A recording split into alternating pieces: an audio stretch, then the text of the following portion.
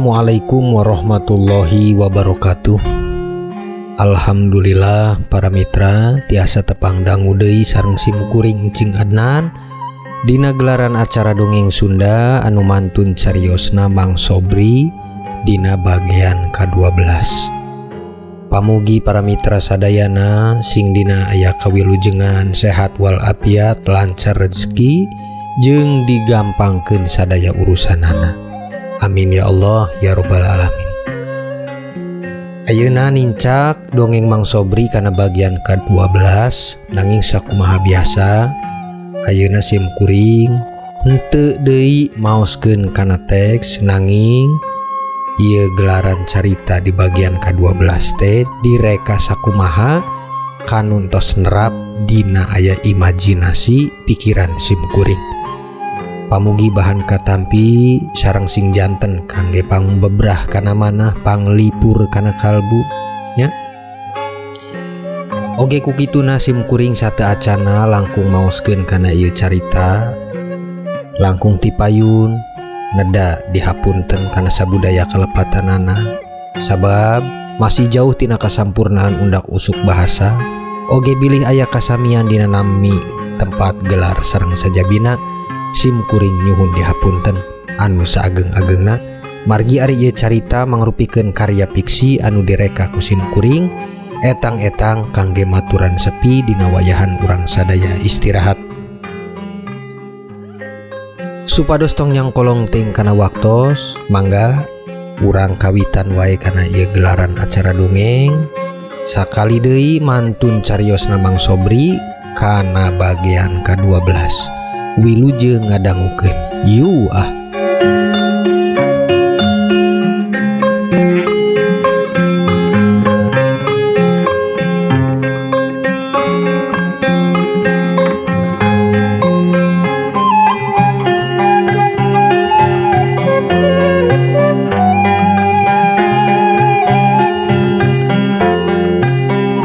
Para mitra kaum dangu ngareka mangsa dina carita nitipkeun tapak galur gaganti caang poek laku lampah anu direka nibakeun carios anu disingkat dina wayahna. Kacatur wayah kiwari dikocapkeun Masarbini nuju naros ka hasil tatamuna Mang Sobri jeung Nyi Lastri kalembur gawok nu kantos nepangan ka Mang Kosim teh para mitra. Harita kaleresan dina wayahna teh jam 8 peuting. Nu ukur kadang ramena sora anteran angin nu dipinding ku curametna sora jangkrik di ilalang peuting. Masarbini ngawalan taros harita ka Mang Sobri. Kumaha Sobri? Tatamu teh hasilna ti Mang Kosim teh. Tos kenging jawabanana maneh teh ditarima atanapi henteuna sabab kumaha onam ieu teh emak tita tadi. Tikawit maneh datang sareng si Lastri teu pisan emak wani naros da katingal ku capena kitu. Tah ayeuna panginten urang dadahar entos nanging emak teh ieu mah bade mastikeun we kumaha onam ge salaku kolot hoyong terang kumaha kalajenganana sareng naon hasilna anu ditampi dina tatamu tadi ka Mang Kosim teh. Masarbini harita naros atuh ka Mang Sobri para mitra. Mang Sobri langsung ngajawab, sumuhun alhamdulillah kantos tepang kahijina mah sareng Mang Kosim teh mak. Kaduana leres pisan naon anu ditepikeun ku mak ka abdi teh leres. Kanyataanana yen istuning Mang Kosim teh ngabutuhkeun jalmi kangge ngabantos dina kaayaan pakayaan jeuna. Anu kacatur cariosna masim kuring teh lamun daek mah titah ngurusan kana pakaya sawahna anu aya di alas bulang nya kitu deui kasih neng. Memang sakaterang abdi ge basa tadi tatamu teh di bumi Mang Kosim teh teu aya sasaha. Istuning jauh cumaritaan Mang Kosim teh nyalira hungkul. Kukituna kahartos dina kayaanana ngabutuhkeun keur babantu anu dirompokna. Da bumi nage kuat alus kitu mah pager nage hebring. Bujeng abdi atuh Lastri ge kuat ngabayang ka mana-mana Mang Sobri harita ngucapkeun ka Mas Sarbini tina hasil naon anu dihasilkeun dina tatamuna, nanging teu mungkaskeun kana jawaban anu dimaksud ku Mas Sarbini harita para mitra. Sumuhun emak, Lastri ge alhamdulillah tos nepangan ka bumi Mang Kosim teh di lembur gawo. Nya kitu aduh ku banget hebringna ngaranna jalmi beunghar masagalahna ge ku alus pisan. Benten pisan sareng urang mah di dieu naon ayana. Kaayaan ge plafon naon urang mah geus pada jarebol, tapi di ditu mah kuat alus hebring hegar pisan imahna teh. Bersih sanaos sorangan wae ge Mang Kosim teh. Sigana mah berseka ongkohna jalmina ge. Nyakan tenan atuh Lastri, da ngaranna ge anjeunna mah jelema beunghar, sanaos anjeunna teu berseka oge panginten tiasa nitah ka batur. Duka ka tatangga, duka ka saha. Ari boga duit mah kitu kangeunahanana, bujeng-bujeng atuh tempat. Naon ge kahayang nama ari jelema boga duit mah gampang. Ayeuna maneh hayang dahar naon? Ari jelema beunghar mah boga duit geus teu kudu susah kawas urang. Cok kurecok neangan naon? Henteu, mantak ge hirup maneh teh kudu beunghar. Ulah kikian wae. Tah, mama ngomong kieu teh lain ku pedah sengit atanapi ku pedah naon ka maneh teh. Komo mun bilih kena dianggap ku Sobri teh mah ngomong kieu teh nyinggung ka Sobri. Lainnya Sobrinya lain ye mama ngomong kieu teh lainna naon. Muhun mak.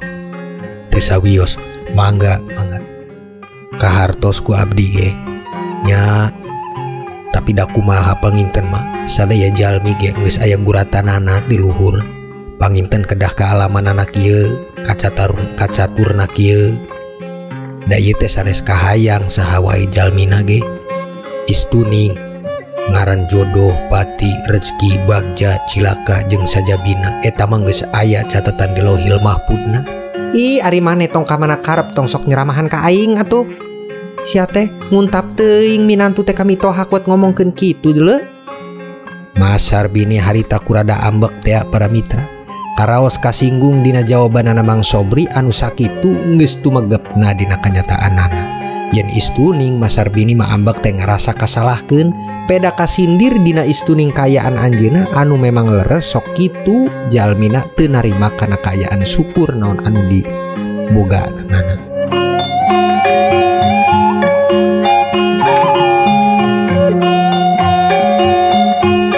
Lami atuh Bah Kohir oge ngiring kocap dina harita obrolan para mitra. Kieu naon anu diucapkeun ku Sobri teh eta teh leres mah. Tong kasinggungan kitu atuh ngaran jadi jalmi mah. Ari urang teh kudu ngajen rasa syukur. Naon anu dipiboga ku urang ayeuna teh. Urang mah syukuran da disahandapeun teh sok aya wae jalmi mah teu boga kawas urang. Kieu kayaanana nya urang teh kudu syukur we. Maneh mah mun aya jalma nu ngomong bener sok dianggepna nyinggung ka hate maneh. Pikiran teh kumaha si hari maneh teh? Geus bari nage tong loba omong. Aki-aki teh ngomong teh ka mana karep maneh teh. Siga nu heueuh wae atuh ari ngomong teh. Geus cicing ayeuna mah sok kumaha Sobri tadi hasil tatamuna teh? Mas Sarbini rada cerewet para mitra. Negepkeun hasil hayang enggal dipungkaskeun kana tumarosna ka Mang Sobri. Sumuhun mak, jawaban abdi teh ka Mang Kosim teh tadi teh nya masih mikir-mikir. Tapi ku kituna Mang Kosim ge mangga gitu nyumanggakeun ka abdi kangge supados kumaha hasilna nyerahkeun deui. Dukang ke iraha sapoe dua poe duka isuk atanapi pageto simkuring dongkap deui mastikeun kana hasil jawaban ti simkuring sareng si Neng. Dupina da kahiji lain naon mak. Ieu teh istuning butuh pemikiran. Boh ka abdi khususna atanapi ka Neng lain kumaha berat atanapi emak bisi aya anggepan urang teh hese digawe lain kadinya. Tapi abdi teh sok aya pipikiraneun anu sakumaha dikocapkeun ku batur-batur ku tatangga boh nu di lembur ieu atanapi nu di luar. Yen istuning saurna teh pan kitu Mang Kosim teh gaduh ieu jeung naon sagalana lah anu encan jelas kasaksen. Tapan ari maneh teh geus nyahon can kasaksen. Nah atuh bari mikiran nu batur. Ih, Ye Sobri ayeuna mah kieu. Erek damel di mana deui da ayeuna teh hese. Maneh teh geus meunangkeun sakitu geus dijajabkeun ku aing asa teu narima geuning sia mah. Nepi ka mikir-mikir kararitu. Punten emak sanes ari Kang Sobri teh sanes kitu maksudna. Tapi maksud Kang Sobri teh ieu teh kedah mikir-mikir heula. Da kitu oge ka lastrina kitu. Mak teh men sok langsung anggapanana goreng wae ka Kang Sobri teh. Geus cicing maneh mantong ngilu-ngilu ngomong wae Lastri cicing ai kolot keur ngomong teh. Geus ayeuna mah kieu wae.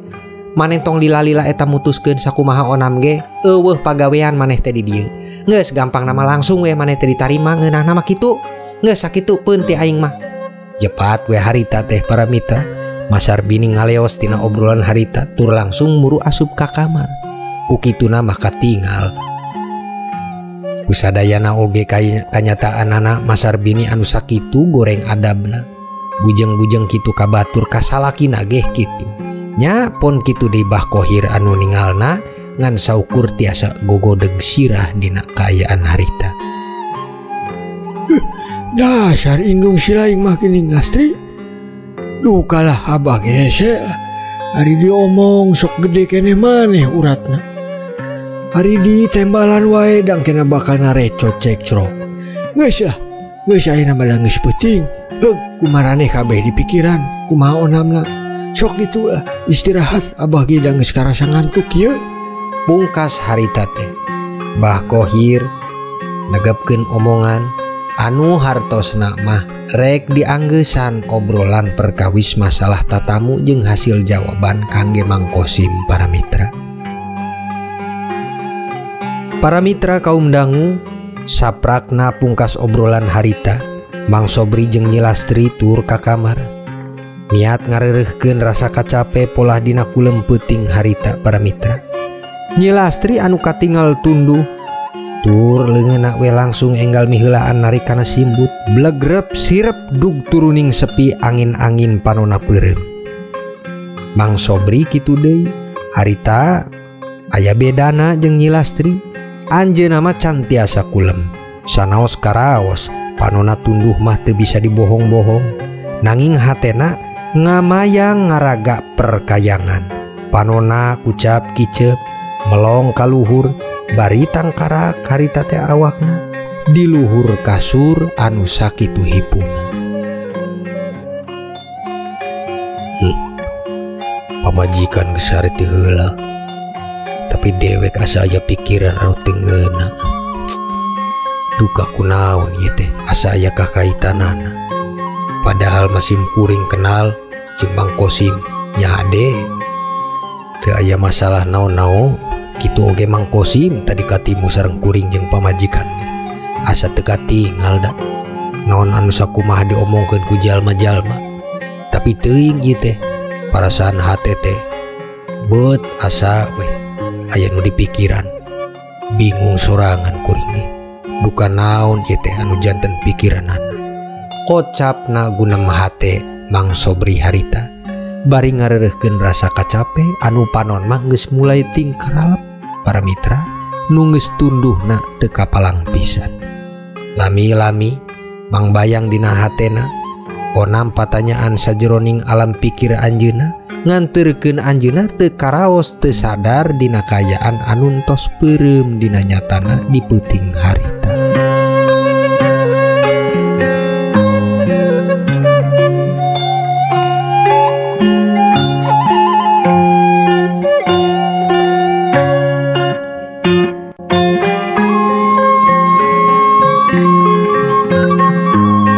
Para mitra kaum dangu nyaritakeun singkat carita kana kaayaan wayah anu geus nepi ka isu poncongolna panon poe diaraheun timur geus mulai umunjuk ka araheun luhureun langit. Nanging nya kitu kaayaan sagalana dina lembur mah nyeun kawaas dina ayana. Recetna manuk diunggal tatangkalan nganterkeun karaos hate dina ngadangukeun kana sora recetna. Pon kitu deui kaayaan anu lalu lalang jalma lembur harita. Aya nu rek dagang, aya nu rek kaladang, aya oge anu rek ka kebon sakumaha naon anu geus jadi kapastian keur anjeunna masing-masing. Dina kaayaan harita kaleresan atuh Nyi Lastri anu sakitu geus beres tina urusan perkawis dapuran kangge nyiapkeun sagala pangdaharan nu kangge tuang sasarengan dina wayahan nuju ka beurang. Kayan kitu nama ningal Mang Sobri harita keur umangguk cicing we asa ngalamun aya nu dilamunan tapi teu puguh naon anu dilamunanana ngajentul anjeunna di dipan hareup bari nyalse nyalenderkeun awak kana tembok. Tur katinggal dina leungeunna aya rokok anu geus disundut sakapeung atuh disedot kebul-kebul jeung disuruput cikopi anu kasanding harita dina pinggireunana. Teu lami Nyi Lastri atuh nyampeurkeun kakayaan salakina harita para mitra. Ari engkang teh kunaon asa gaduh pikiraneun geuning? Sumuhun ieu teh Ning. Keur peuting akang teh ngimpen ieu teh. Ngimpen naon engkang teh? Mohon ngimpen ditimuan ku buyut Sinom akang teh. Kela ari buyut Sinom teh saha engkang? Ari buyut Sinom teh buyut-buyut urang, buyut akang. Nya akang mah generasi kasabarahana nanging ieu mah ceuk carita-carita almarhum pun bapak sareng emak. Tah dina singkat carita buyut Sinom teh nimuan ka akang. Anjeunna teh nitipkeun ka akang. Kade Sobri sing jaga istri maneh, sing jaga awak maneh. Sabab kaayaan ayeuna teh maneh teh keur dina kaayaan anu bakal kaancem kana kasalametannana. Langsung we akang teh ngorenjat atuh. Teu kaharti eta ngimpen teh. Keras langsung akang teh ka kamar mandi, kapadasan. Da teu lami ge subuh pan, harita akang teh langsung salat subuh. Nepi kaayaan ayeuna eta impen teh janten pepeling. Eunteung keur akang anu janten pikiran asa aya panyambung jeung naon sagalana ieu teh kakaitanana sareng Mang Kosim teh Ning. Kela engkang ieu teh asa teu pararugu engkang teh nyarios kieu teh. Ari ngaranna impen teh pan eta teh atuh saukur kembang sare, kembang kulemna urang atuh. Saur kolot teuing mah ulah dipercanten teuing kana kayaanana. Sabab naon anu kajantenan keur urang mah sanes aturanana eta teh aya dina impen, tapi takdir Allah engkang. Sumuhun kahartos ku akang geuning. Nanging ieu teh duka asa kenging ilamat geuning akang teh. Nyamantak dugi ka ayeuna akang teh can bisa mutuskeun kumaha onamna. Nah urang erek bener lajeng wae kitu nampi kana kayaan panawaran Mang Kosim kangge ngurusan sawah di alas bulang atanapi kumaha ieu teh. Ayeuna mah kieu we atuh, geus engkang mantong mikiran teuing ka emak, keun teuing emak mah. Erek kumaha cerewetna erek kumaha. Nu penting mah kayaan akang ayeuna mah sok sing sehat, kitu oge ka Neng. Nya ari akang masih ragu kene mah kalem we atuh. Entong asal gurung gusu, ke bisi aya mamala kumaha onam ka urang kadituna, mungpung teu acan langkung kapalang. Sae keneh kitu engkang. Sok ya. Tuda kuning tos disiapkeun sagala padaharanana, tuntos di meja, malihan abah sareng maman tos di ditu ngantosan. Hayu atuh urang teh tuang heula. Ngeusi beuteung dan tos karaos atuh karasa peurihna. Di enjing akang teh teu acan kaganjelna naon tapi tos ngopi bising ke kumaha onam ke kana beuteungna engkang. Mangga atuh sumuhun Ning. Ayuh atuh mangga. Urang tuang we heula. Harita para mitra. Mang Sobri sareng Nyi Lastri atuh turu-muru ka tempat tuang anu niatna bade tuang sasarengan. Malihan tos katinggal harita. Bah Kohir jeung Mas Sarbini mah tos miheulaan dina kayaanana sarapan tuang nuju ka beurang harita. Kayaan kitu kasusul ku Mang Sobri sareng Nyi Lastri. Katinggal kurang sadaya timpuh rawuh pinuh ku syukur sanaos dengan kaukur kayaan kitu ngajadikeun rasa syukur anu nikmatna teu kapalang kedah diukur.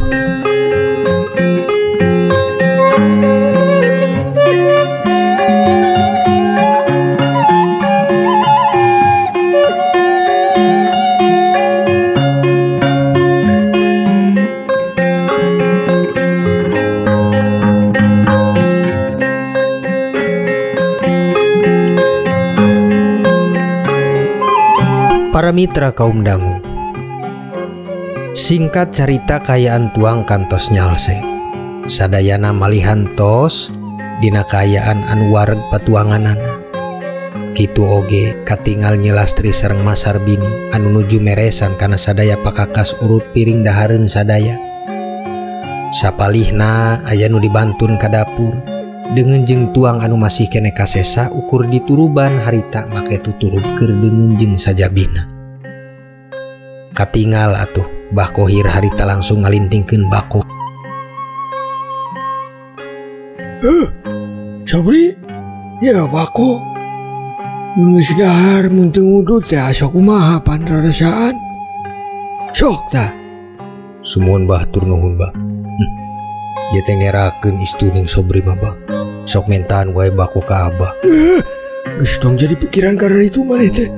Siga ka saha wae ari ngomong kitu teh. Teu sawios sok. Sok we. Atuh harita teh bako langsung dicanda ku Mang Sobri para mitra. Dilintingkeun sakumaha biasana. Katingal Mang Sobri sareng Bah Khohir ngempul ku bako ngaraosan nikmat dina mangsa saprakna tuang babarengan harita.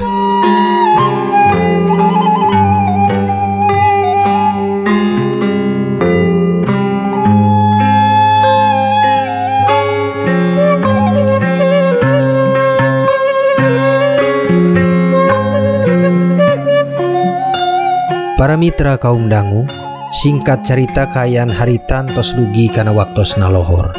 Panon poe geus nanjak ka arahan ubun-ubun. Kahartos pisan harita teh dina wayah nu sakitu ngenterangna karaos dina rasa hareudang keur saha wae anu katiban hawa panas di beurang harita. Nanging kayaan kitu asa aya nyieun kaanehan anu keur dipandang ku sarerea. Nyaeta kanyataanana Mas Sarbini malah salin anggean ku anggean anu sakitu pantesna siga anu arek angkat kondangan para mitra. Wajar ku kitu nama Bah Khohir teh naros atuh ka istrina dina kayaan harita. Hari ini nih bade ka mana? Emangna urang teh aya undangan kondangan ka saha gitu? Nah ieu teh Abah nu poho atenapi kumaha ieu teh ni? Henteu urang mah. Itu bade kaditu bade nepungan deui ka Mak Ijoh. Ieu teh sanesna naon? Aya peryogi weh ieu mah istuning.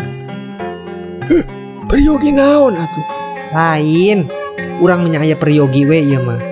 Masalah ngadodol nu kamari teh saur anjeunna teh engke teh bakal erek aya pesenan deui.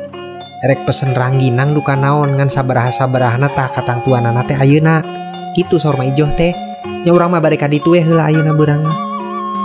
Dawat teh keur panas kieu. Nah atuh maksakeun maneh rek dianter.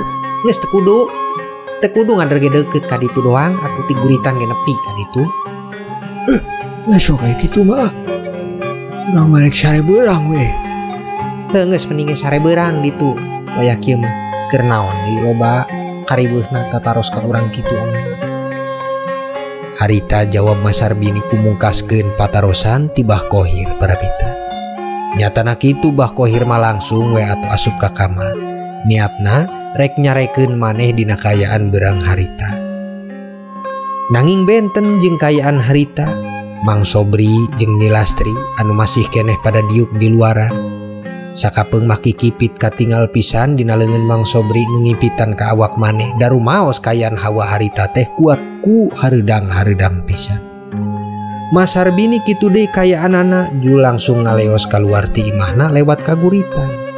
Anu brasna kaguritan rek muru ka araheun kaler nu teu aya sanes panujuan Mas Sarbini harita teh bade nepungan ka Ki Jampe para mitra. Ari Ki Jampe para mitra mangrupikeun hiji inoo anu sok dipake turas taros ku jalmi lembur sakumaha cara adatna sakapeung sok aya nu menta dina cacaran kaalaman alam goibna. Sok kasebatna dina zaman kiwari mah eta teh paranormal atanapi dukun ahlina keur panakonan. Salila-lilana Mas Sarbini harita leumpang nyusuran ka unggal pipiran tina galengan. Darada brasna kaditu mah aya keneh seselokan anu lewatna teh ka pinggireun sawah tur asup we harita teh ka hiji lembur. Nu teu lami nepi ka hiji gugu nu disebatkeun eta teh tempat anggona Ki Jampe teh para mitra. Mas Sarbini tur harita nurat leret ka kaler ka kidul sok bilihun maneh aya nu terangeun anjeunna dongkap ka Ki Jampe. Tapi dina hatena atuh pamikir kumaha onam jalmi nu terang ge teu aya sanes, mun jalmi dongkap ka Ki Jampe mah berarti aya pamaksadan keur Jampe atanapi neangan ubar. Sampurasun. Assalamualaikum Ki Jampe. Waalaikumsalam warahmatullah. Mangga linggi. Ki Jampe harita keluar para mitra ngabukakeun kana pantona ngaturanan linggih ka Mas Sarbini anu dongkap ka anjeunna. Nya kitu kayaanana ge diparipaoskeun Ki Jampe mah parantos bongkok kayaan ge tua anu sakapeung mah sok katinggal aya ngelain-ngelaina da kanyataan kitu teh sok teu kakontrol maklum caraning teh kayaan yuswa anu geus sakitu kolotna. Aduh, aya beryogi naon ieu teh ka dieu? Hapunten sate acana ieu teh Aki sim kuring ngaganggu panginten kana istirahatna Aki. Teu aya sanes sim kuring teh ka dieu teh bade neangan pamaksad. Nya kahartos da sakumaha wae loba jalmi Aki maka koncara kuker patakonan. Ngan sim kuring teh ieu teh gaduh kahiji kahayang anu hayang enggal-enggal laksana. Inti nama kumaha onam ge ieu teh kangge ngaringankeun kana kahirupan kuring. Kituna manawi kersa nampi kana pamaksad kuring Ki. Atuh ya naon lah pamentana ieu teh. Bangga sok tinggal dicarioskeun. Ceuk Ki Jampe harita teh. Ndak ke naon-naon anu dipentana sok mangga diprakeun kana naon pinujuanan. Kieu Aki sim kuring teh gaduh minantu ngan minantu kuring teh aduh jalmina teh ku ngedul pisan teu daek gawe teu daek naon. Ayeuna tos aya nu nyadiakeun kana pagawean keur anjeunna ngan anjeunna teh masih teu daek wae. Tah kahoyong urang mah ayeuna mah kieu darumaos eta teh salaki anak uing itu teh. Tah manehna mah kumaha saur istrina lah saur anak abdi ieu teh. Tah kahoyong teh kieu pun anak urang anu janten istri manehna kitu supados ngaluyuan kana naon pamenta abdi. Nyaeta sim kuring mah henteu loba pamenta itu ieuna asal daek nurutan supados tiasa damel ka juragan anu ngabutuhkeun padamelan ayeuna. Kitu minantu teh atuh ka bangetan geus kuat eueuh gawe nama. Ya atuh pami kitu mah mangga sok cali kantenan tinggal di antosan we. Palai terang ieu teh namina saha minantu teh sareng nami pun anakna mah teh saha? Nuhun atur nuhun sakitu nama Aki. Ieu teh kuring teh jauh-jauh ti lembur bulang kadi nyusur-nyusur ku lempang. Nuhun arintos katampi kana sadaya pamaksad kuring mah. Namina teh Sobri, ari ngaran istrina anak sim kuring namina teh Lastri. Mohon atuh sok mangga tinggal di antos we. Teu lami para mitra.